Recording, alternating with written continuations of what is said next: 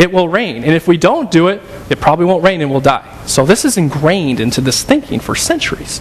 So they would do the ceremony, the gods would come up, springtime would come, they'd do another party to celebrate the rain that came, and then the gods would go down through this gate back into Hades because it was cool. It's where they kind of slept. It's where they hibernated so they could get away from the hot summer sun.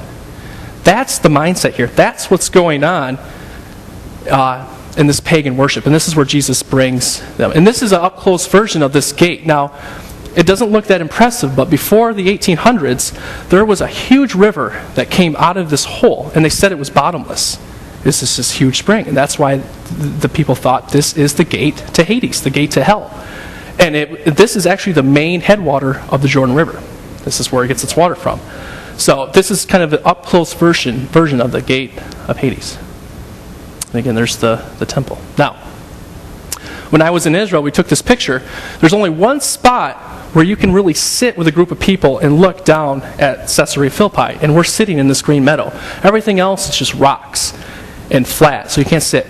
Our leader of the group who studied in Israel for about 8 to 10 years said he is 99% sure that this is where Jesus probably took his disciples. And this is where Jesus took his disciples and asked the question, who do people say the Son of Man is? He walks 26 miles, goes to this place, and asks this question. Who do people say the Son of Man is? Well, some say he's John the Baptist. Some say he's Elijah or Jeremiah or one of the other prophets. There's actually a funny story in Luke 9 about this way of thinking. Now Herod the Tetrarch, who is the son of Herod the Great, heard about all that was going on, and he was perplexed because some were saying that John had been raised from the dead, others that Elijah had appeared, and still others that one of the prophets of long ago had come back to life. But Herod said, I beheaded John. Then who is this I hear such things about? And he tried to see Jesus.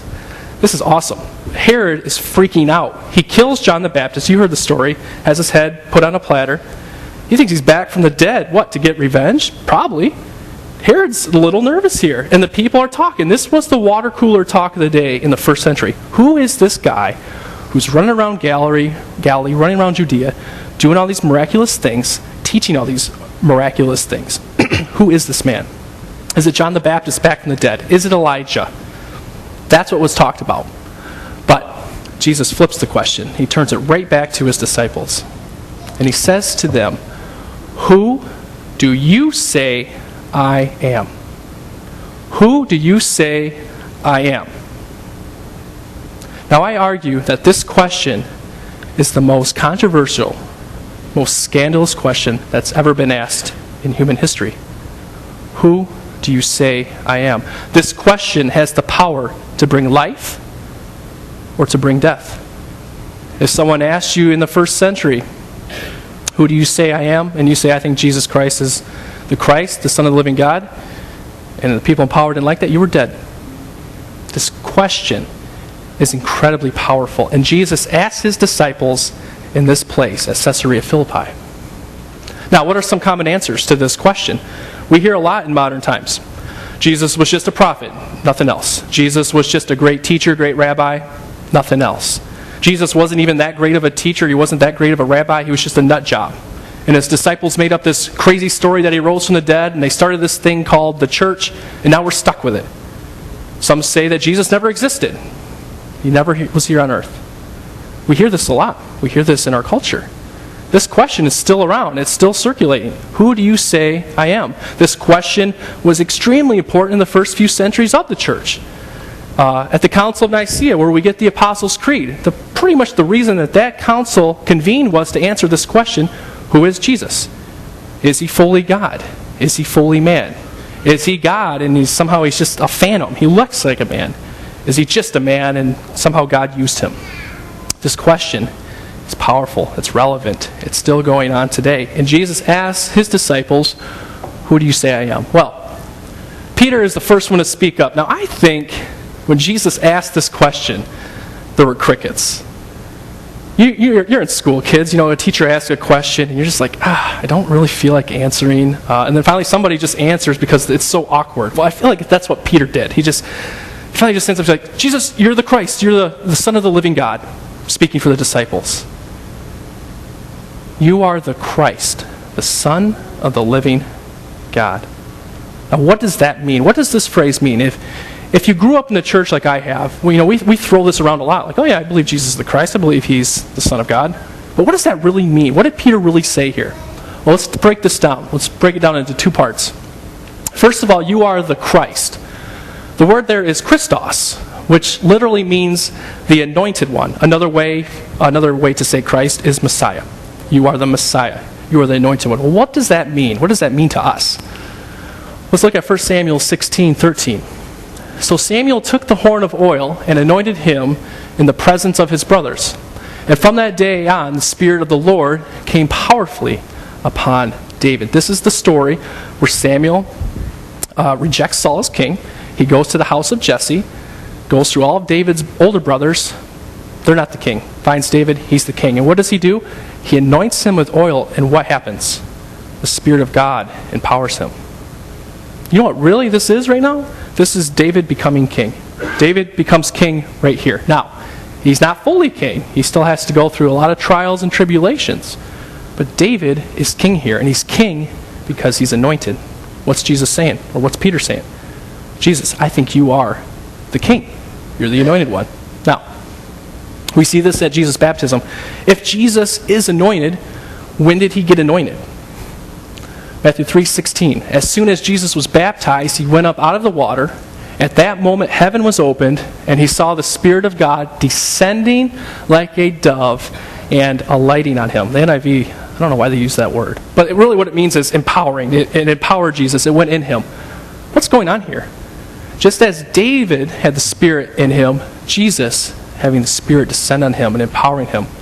Jesus' baptism is his anointing ceremony. It's his ceremony where he becomes king.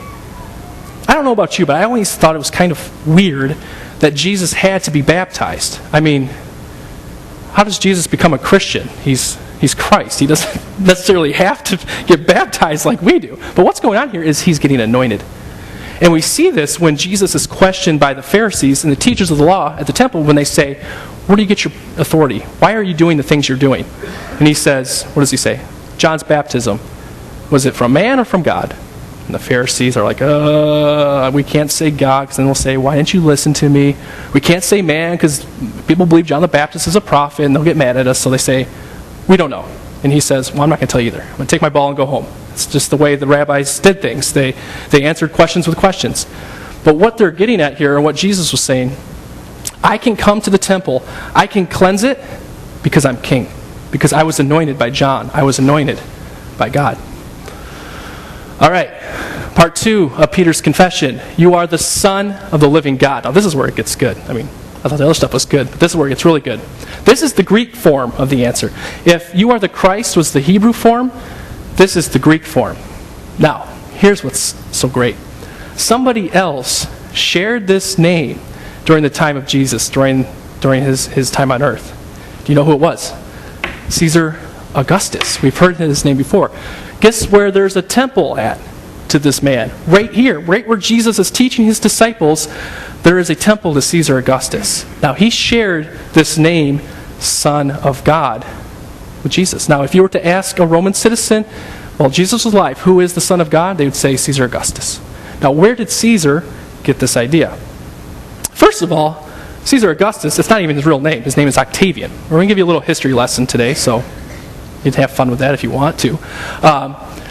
Quick emperor history lesson. Caesar Augustus is the son of Julius Caesar. You may have heard of him. There was a play about him. Well, before Julius Caesar became emperor, Rome was a republic. Equal, representation. They had a republic, so there wouldn't be emperors. Well, Julius Caesar at the time was a general. And he had the crazy idea, you know what? I'm going to take my army, and I'm going to go into Rome, and I'm going to set up shop. I'm going to become the leader. I'm going to become the emperor. So he does. Well, the people in power do not like this. You know the story. He was assassinated. Rome goes into this bloody civil war. Well, Caesar Augustus, his adopted son, comes out on top. Now here's the thing. Julius Caesar believed he was God. He believed he was divine. Caesar Augustus comes